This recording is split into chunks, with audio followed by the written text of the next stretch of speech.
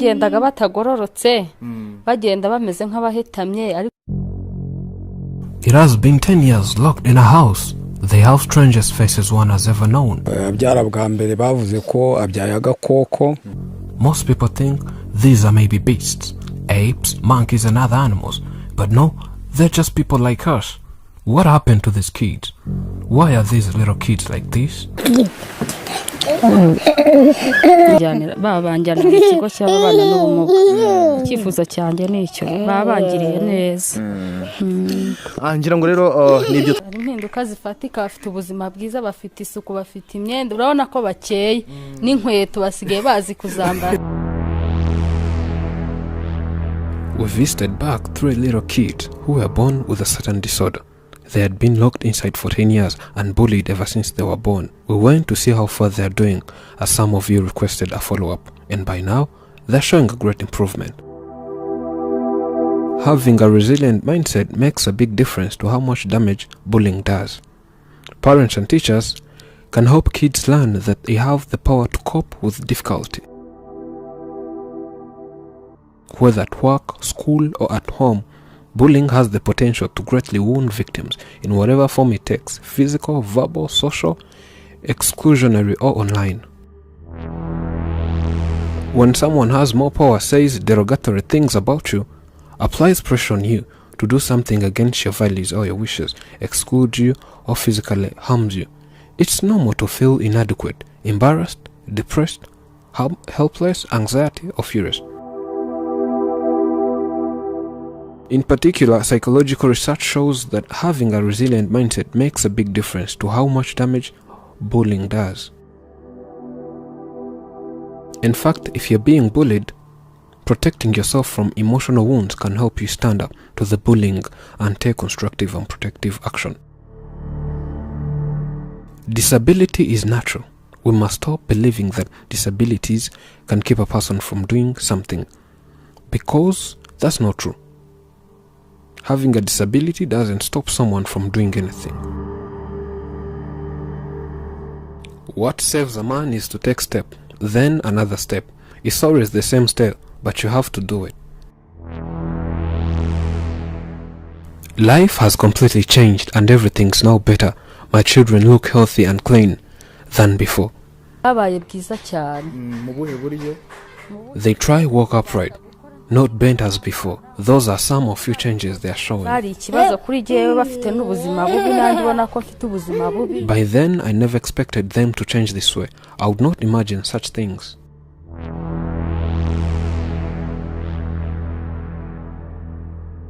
I thank God for people who supported me so that I could come to this community center, and also thank the community center itself to have taken care of these children so that they are cute at the moment.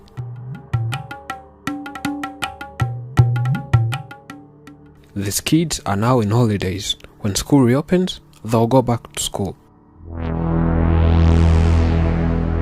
By then, life was hard, but ever since people knew this, they started helping us in everything, whether food, clothing. And I now get time to cultivate, so the hunger issue was solved.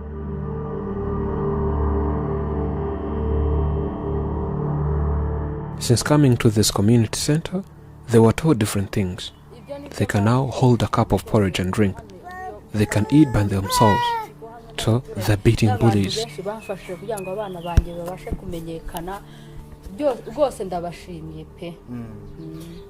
By when I delivered my first child, the second, then the third, they all looked like this.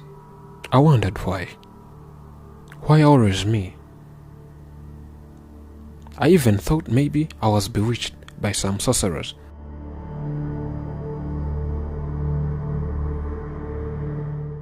Their father did not be brave enough to welcome these kids who produced, as he suffered depression because of these kids, and later on, he committed suicide, says the mother of 3.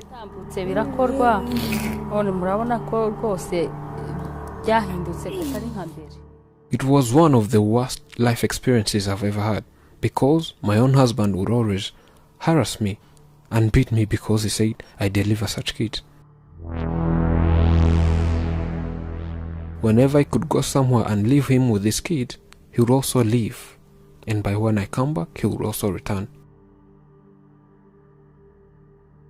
Me in every aspect, more especially, I thank the administration of this community center that has been following up my children. See how they took care of my kids. It's unbelievable.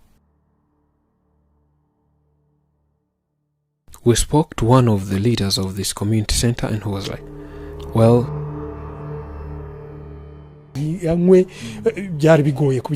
since day one, when we saw this video of these kids at the very first day, we were like, wow.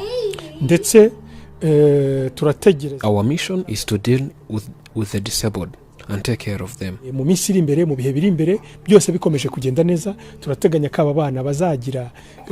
And for us, we knew this kid would have a certain physical change, but convincing people that this will be possible was also another issue, but your eyes can tell. We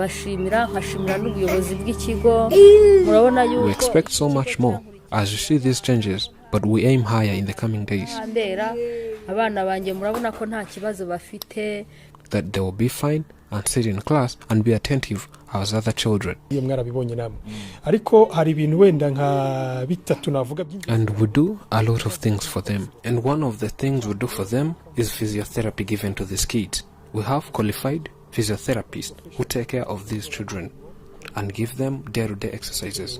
hakoreshejwe ibikoresho byabugenewe n'abaganga babyigiye kubagorora ingingo kuvuga ngo niba bari bahetamye hari ikibazo cyari muri colonne vertebrale cyangwa se no mu ngingo muri rusange hari umwitozo rero wo kubagorora. Whenever they awake in the morning, they are washed, then given breakfast.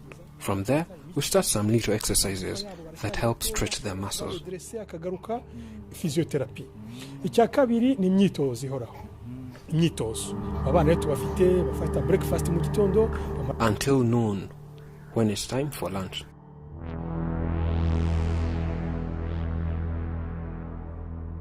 After lunch, they have to sleep and rest. In the evening, after waking up, we do some movement.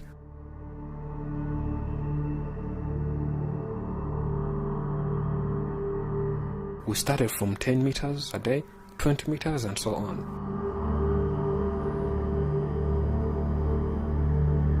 At night, they have their dinner, then watch cartoons for a while before we go to sleep, and that's their day.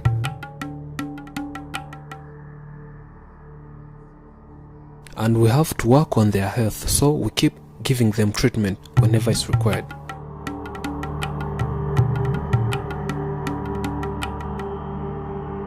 And lastly, food. Not every food is given to children. They need a balanced diet so they can grow well, and their muscles and bones need to be strong. So we consider a lot for these kids to be doing well.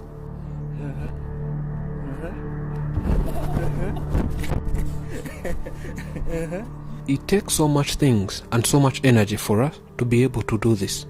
But what we want is just to make sure we're making an impact in the society.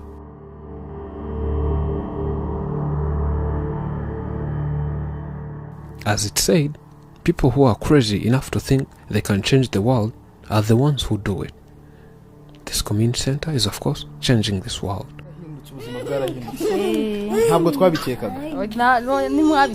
When you focus on someone's disability, you will overlook their abilities, beauty, and uniqueness. Once you learn to accept and love them for who they are, you subconsciously learn to love yourself unconditionally.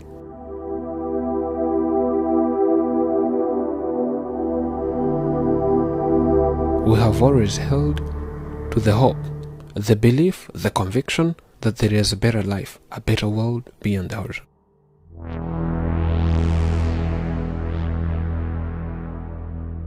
Let's hope everything will be better for these young children and that tomorrow is bright. Thank you for watching. This is Afromax English. I'm Elijah. Remember to subscribe. ninjire ndebe injira urebe nta kibazo gihari